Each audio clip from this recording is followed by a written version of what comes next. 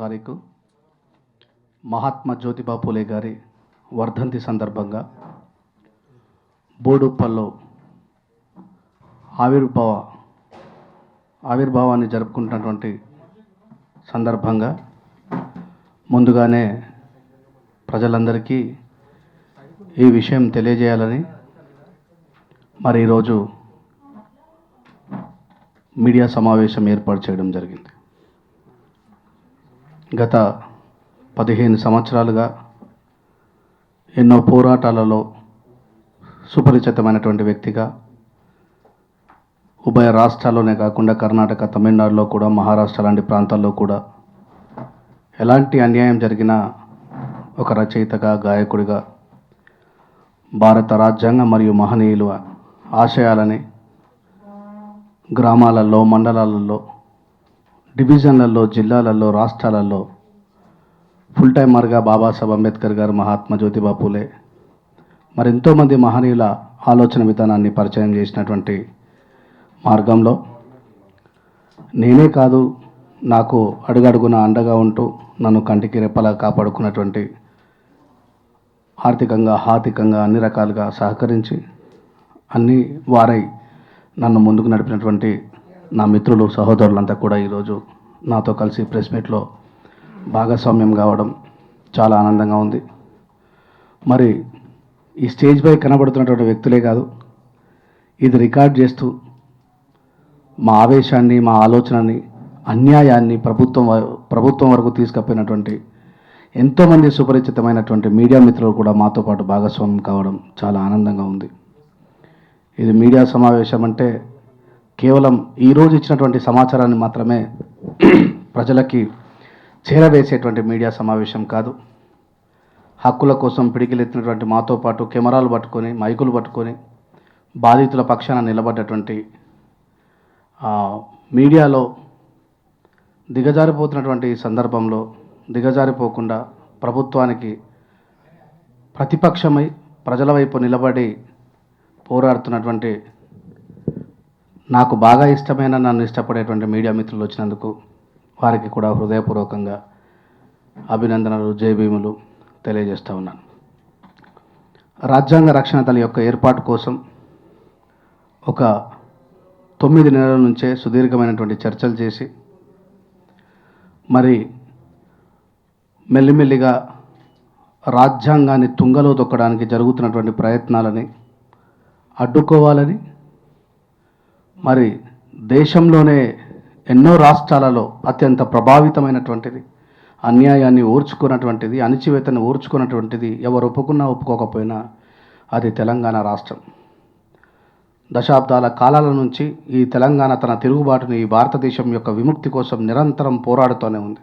అది ఏ రకమైనటువంటి ఉద్యమమైనా కావచ్చు, రైతుల ఉద్యమం కావచ్చు, కమ్యూనిస్ట్ ఉద్యమం కావచ్చు, రైతాంగ పోరాట ఉద్యమం కావచ్చు, సాయుధ పోరాటమైనటువంటి ఉద్యమం కావచ్చు, పాట ద్వారా కావచ్చు, తమ మాట ద్వారా కావచ్చు, సౌత్ ఇండియాని తన భుజాన్ని వేసుకొని జంతర్ మంతర్లో దేశవ్యాప్తంగా జరుగుతున్నటువంటి అన్యాయాన్ని గొంతై గర్జించినటువంటి ఆ తెలంగాణ బిడ్డలుగా అనునిత్యం నూతనంగా మార్పు పొందుతున్నటువంటి పరిస్థితులకు అనుగుణంగా ఎప్పటికప్పుడు బాధ్యత వహిస్తూ ఉద్యమాలు చేస్తున్నటువంటి మేము ఈరోజు రాజ్యాంగాన్ని రక్షించుకోవాల్సినటువంటి అవసరం ఏర్పడింది. కాబట్టి అందుకే రాజ్యాంగ రక్షణ దళని ఏర్పాటు చేయాలని నా మిత్రులందరితో చర్చించి, చాలామందితో చర్చించి, 33 జిల్లాలో ఉన్నటువంటి మా ప్రతినిధులతో, నన్ను గాయకుడిగా, నాయకుడిగా, రచయితగా ఇష్టపడుతున్నటువంటి వాళ్ళందరితో చర్చించి ఈరోజు ఈ నిర్ణయం తీసుకోవడం జరిగింది.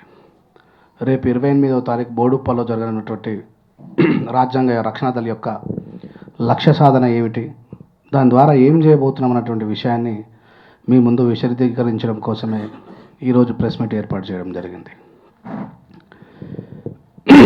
రాజ్యాంగాన్ని మరి ఓపెన్గా రాజకీయంలో ఉంటూనే చాలామంది మినిస్టర్లు కావచ్చు, మరి దేశాన్ని పరిపాలిస్తున్నటువంటి కొద్దిమంది పరిపాలకులు మేము రాజ్యాంగాన్ని మార్చేస్తాం, జాతీయ జెండాను తీసేస్తాం అని మాట్లాడుతున్న సందర్భంలో గ్రామీణ ప్రాంతంలో ఉన్నటువంటి ప్రజలకి అసలు జాతీయ జెండా యొక్క ఉద్దేశం ఏమిటి, అసలు భారత రాజ్యాంగం అంటే ఏమిటి అనేటువంటి విషయాన్ని ప్రభుత్వమే రాజ్యాంగం యొక్క విశిష్టతను ప్రజలకు పరిచయం చేయాల్సినటువంటి బాధ్యత తీసుకోవాలి.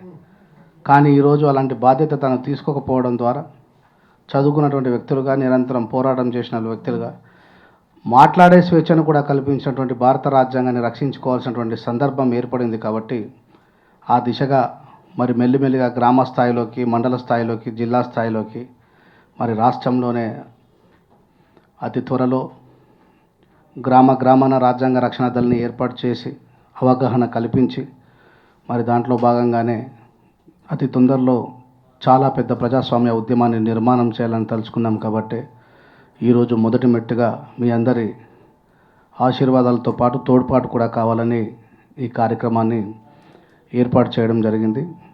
మరి నాతో పాటు మీ అందరికీ సుపరిచితమైనటువంటి వాగ్గేయకారుడు గోరెటి రమేష్ గారు, మీ అందరికీ చాలా సుపరిచితమైనటువంటి వ్యక్తి, నన్ను అడుగడుగు నా కంటికి రెప్పాలా కాపాడుకున్నటువంటి మా పాత సంఘమైనటువంటి సమతా సైనిక దళ ట్రైనింగ్ ఆఫీసర్ బాలాగారు. మరి ఇకపై రాజ్యాంగం మీద ఎవడైనా అవాకులు చెవాకులు పేలుస్తే బాబాసాహెబ్ అంబేద్కర్ గారి మీద పిచ్చి పిచ్చి మాటలు మాట్లాడితే పోలీస్ స్టేషన్లకు పోయి కేసులు పెట్టడం కాదు, డైరెక్ట్ కోర్టులలోనే కేసులు పెట్టి జ్యుడిషియల్ పవర్ ఏందో చూపిస్తామని ముందుకు దూసుకొచ్చిన నా తమ్ముడు యువనాయకుడు.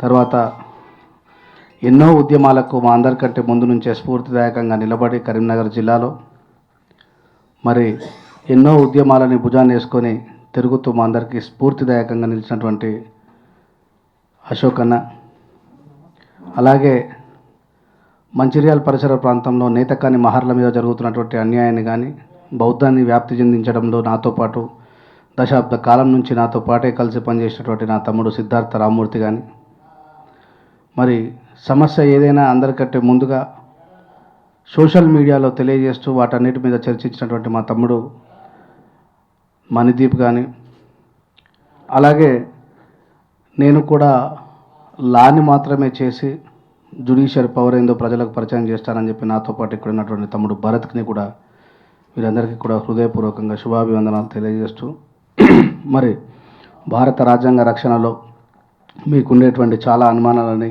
నివృత్తి చేసే ప్రయత్నం చేస్తాం. బోడుప్పలో ఉన్నటువంటి R convention hall, Babasaheb Ambedkar గారి విగ్రహం దగ్గర భరత్ పెట్రోల్ పంపు పక్కనే ఉన్నటువంటి ఆర్ కన్వెన్షన్ హాల్లో 28వ తారీఖు మహాత్మా జ్యోతిబా ఫులే గారి వర్ధంతి సందర్భంగా జరగబోతున్న కార్యక్రమానికి నా మిత్రులు, సహోదరులు, మరి భారతదేశాన్ని ప్రేమించే వాళ్ళు, భారత రాజ్యాంగాన్ని ప్రేమించే వాళ్ళందరూ కూడా హాజరు కావాలని మనస్ఫూర్తిగా కోరుకుంటూ, మరి మాకు సహకరించినటువంటి మీడియా మిత్రులందరికీ కూడా హృదయపూర్వకంగా శుభాభివందనాలు, కృతజ్ఞతలు తెలియజేస్తా ఉన్నా.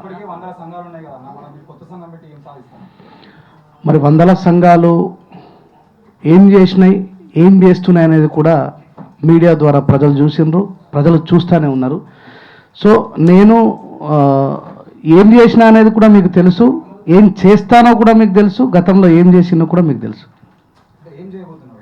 రాజ్యాంగ రక్షణ దళ క్లియర్గా ఉంది, అక్కడ ప్రత్యేకంగా ఆన్సర్ చెప్పాల్సిన అవసరం లేదు. భారతదేశంలో ఉన్నటువంటి ప్రస్తుత పరిస్థితులలో రాజ్యాంగం ప్రమాదంలో ఉంది. ఇది కేవలం ఎమ్మెల్యేలు, ఎంపీలో తలుసుకొని ఏదో సాధిస్తారనేటువంటి నమ్మకాన్ని ప్రజాస్వామ్యబద్ధంగా మేము కోల్పోయినాం. కాబట్టి గ్రామాన రాజ్యాంగం యొక్క రక్షణ ఎంత అవసరం ఉందనేది పాటల ద్వారా, మాటల ద్వారా, సభల ద్వారా ప్రజలకు తెలియజేయాలని విస్తృతంగా ప్రజలలోకి రాజ్యాంగ రక్షణని తీసుకుపోలేనటువంటి ఆలోచనతోనే ఈ రాజ్యాంగ రక్షణ దళాన్ని ఏర్పాటు చేసినాం. అవును, అంటే సమతా సైనిక దళం చాలా మంచి క్వశ్చన్ అడిగినటువంటి మీడియా మిత్రులకి కృతజ్ఞతలు.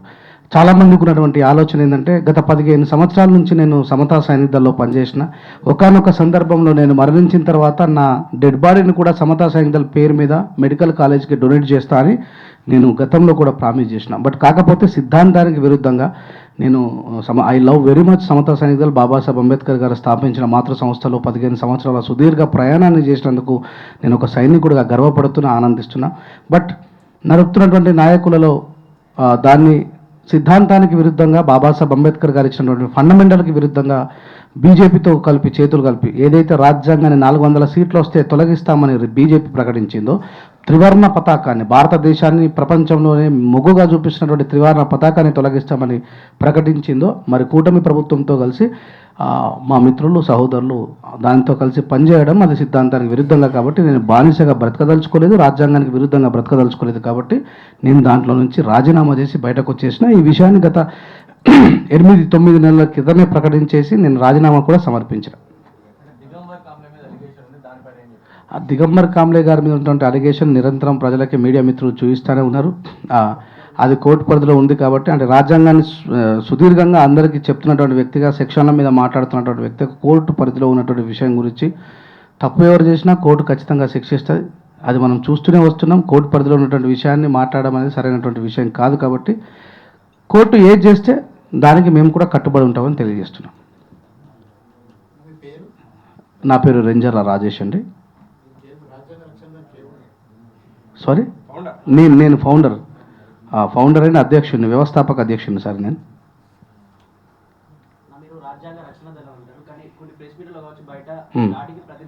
ఎస్, రాజ్యాంగానికి లోబడే దాడులకు ప్రతిదాడులు చేస్తాం. అంటే దాడి అనగానే తుపాకీతోనో కట్టెతోనో రాళ్లతోనో కొడితేనే దాడి కాదు, జ్ఞానాన్ని అజ్ఞానంతో కొట్టడం కూడా దాడే. అందుకే ఇక్కడ అజ్ఞానాన్ని జ్ఞానంతో కొట్టడమే ఒక దాడి. ఇక్కడ ఆల్రెడీ 2 అడ్వకేట్లు ఉండి అదే చెప్పిండ్రు, ఏంటంటే ఏదున్నా సరే మేము ఖచ్చితంగా రాజ్యాంగానికి లోబడే చేస్తాం. అంటే ఒక బాధితుడికి అన్యాయం జరిగినప్పుడు బాధితుడు ఒంటరిగా పోరాటం చేయడం వేరు, ఆయనతో పాటు 100 వ్యక్తులు, ఆ 100 వ్యక్తులను చూసి వేలాది మంది, ఆ వేలాది మందిని చూసి లక్షలాది మంది కాంట్రిబ్యూట్ చేయడం వల్ల సత్వర న్యాయం జరిగేటువంటి పరిస్థితులు ఉంటాయి. కాబట్టి ఆ రకమైనటువంటి ప్రతిదాడి, అంటే అజ్ఞానం మీద జ్ఞానంతో ప్రతిదాడి చేస్తాం తప్ప మేము ఆల్రెడీ మా తాతలు మా తండ్రులు తుపాకులు పట్టుకొని ఆనే చచ్చిపోయినారు. అది వద్దన్నాడు బాబాసాహెబ్, పెన్నులు పట్టుకోమన్నాడు కాబట్టి ఇక పెన్నులు పట్టుకొని గిడ దాకా వచ్చినాం.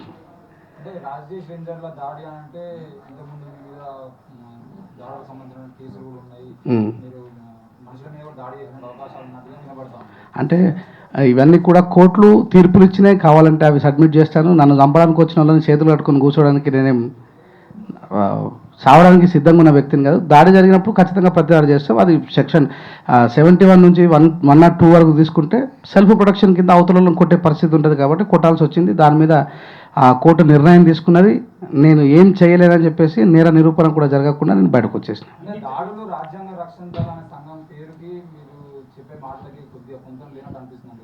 అంటే రాబోయే కాలంలో బాబాసాహెబ్ అంబేద్కర్తో పాటు మహనీయులని రాజ్యాంగాన్ని అవహేళన చేస్తే, రాజ్యాంగానికి లోబడి పనిచేయాల్సినటువంటి పరిపాలన రాజ్యాంగానికి వ్యతిరేకంగా జరిగినప్పుడు, ఇప్పుడు రైతులందరూ కూడా హర్యానా లాంటి, పంజాబ్ లాంటి ప్రభుత్వం తీసుకున్న వ్యతిరేకమైన నిర్ణయాలకు ఒక సంఘటిత శక్తిగా పోరాటం చేశారు. అది ఒక దాడే.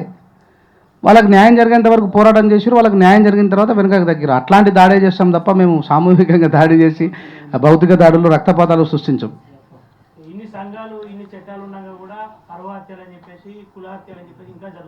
అవును, అంటే మీ అందరికీ తెలిసిందే మీడియా మిత్రులారా, ప్రజలారా, చాలా సంఘాలు ఉన్నాయి. ఆ సంఘాలు పోయి పరువు హత్యలు కావచ్చు, కుల దురహంకార హత్యలను పోయి ఎట్లా వ్యాపారం చేసుకుంటున్నాయనే విషయం కూడా మీ అందరికీ తెలుసు. నా మీద ప్రత్యేకంగా చెప్పుకోవాల్సిన అవసరం లేదు. నేను కానీ గతంలో నాతో పాటు పనిచేసిన చాలామంది కానీ ఒకసారి ఒక అన్యాయం మీద మేము ప్రశ్నిస్తే న్యాయం జరిగేంత వరకు చివరి వరకు ఉండి పోరాటం చేసినాం. మేము ఎక్కడ కూడా వ్యాపారం చేయలేదు. అంటే ఇట్ ఈస్ మై రెస్పాన్సిబిలిటీ. నేను దాన్ని ఫీల్ అయ్యాను. రాజ్యాంగం మీద ప్రజలకు అవగాహన లేదు కాబట్టి వాళ్ళ గురించి వాళ్ళే మాట్లాడుకునే పరిస్థితి. ఇప్పుడు నిన్నగాక మొన్న 41 CRPs అట్రాసిటీ కేసులో 41 CRPs నోటీసులు ఇచ్చి డబ్బులు తీసుకొని పోలీసులే అట్రాసిటీ కేసుని అవహేళన చేస్తూ ఉన్నారు. అట్లాగే పోలీసులలో కూడా పైన ఉన్నటువంటి అధికారుల ఒత్తిడి తట్టుకోలేక వాళ్ళు సూసైడ్ చేసుకుని చచ్చిపోవడం కావచ్చు, పోలీసుని చంపేటువంటి పరిస్థితి కూడా వచ్చింది. ఇదంతా కూడా రాజ్యాంగం పట్ల వాళ్ళకి కూడా అవగాహన లేకపోవడం, పోలీసులకు రాజ్యాంగం గురించి విపులంగా తెలుస్తానుకోవడం కూడా పొరపాటు. అట్లయితే పైన ఉన్నటువంటి అధికారుల ఒత్తిడికి రాజ్యాంగబద్ధంగా పోరాటం చేయకుండా కింద ఉన్నటువంటి అధికారులు ఏం చేయలేని పరిస్థితులు తుపాకుల బట్టి కాల్చుకోవడం మన రీసెంట్గా మనం చూసాం. ఒక ఎస్ఐ గారు చెరువు మీదే మందు తాగి పాపం అది పురుగుల మందు విషం సేవించి మరణించడం. ఇదంతా కూడా రాజ్యాంగం పట్ల వాళ్ళకి అవగాహన లేకపోవడమే. ఇప్పుడు ఈ మన పైన ఉన్నటువంటి 2 అడ్వకేట్లు చెప్పారు, ఎవరైనా సరే కోర్టు ముందర అందరికీ సత్వర న్యాయం కానీ సమానమైన న్యాయం జరగాలంటే ఆ న్యాయపరమైనటువంటి పోరాటం చేయాలి. అది తెలంగాణ ప్రజలకే కాదు, భారతదేశంలో ఉన్నటువంటి ప్రజలకు కూడా దాని మీద అవగాహన లేకపోవడమే ఈ సమస్యకు కారణం. కాబట్టి రాజ్యాంగ రక్షణ ద్వారా జ్ఞాన యుద్ధాన్ని చేస్తాం. దాడికి ప్రతిదాడులు అంటే భౌతిక దాడులు కాదు, అజ్ఞానం మీద జ్ఞాన దాడి చేస్తామని అర్థం.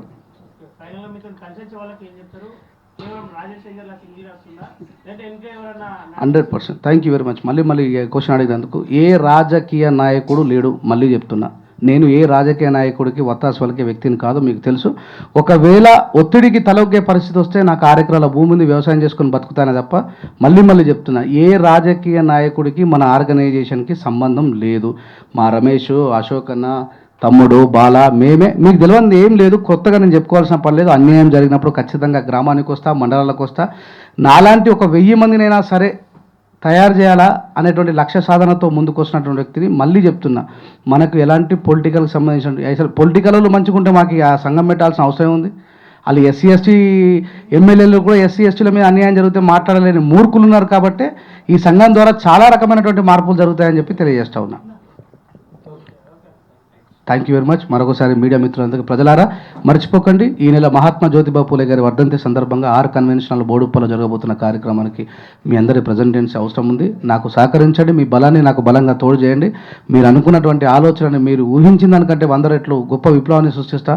నాతో పాటు నా ఈ స్టేజ్ మీద కూర్చున్నటువంటి నా శ్రేయోభిలాషక మిత్రులందరికీ కూడా హృదయపూర్వకంగా ధన్యవాదాలు తెలియజేస్తూ అందరం 28వ తారీఖున కలుద్దాం. Thank you very much. జై భీమ్, జై భారత్, జై సంవిధాన్.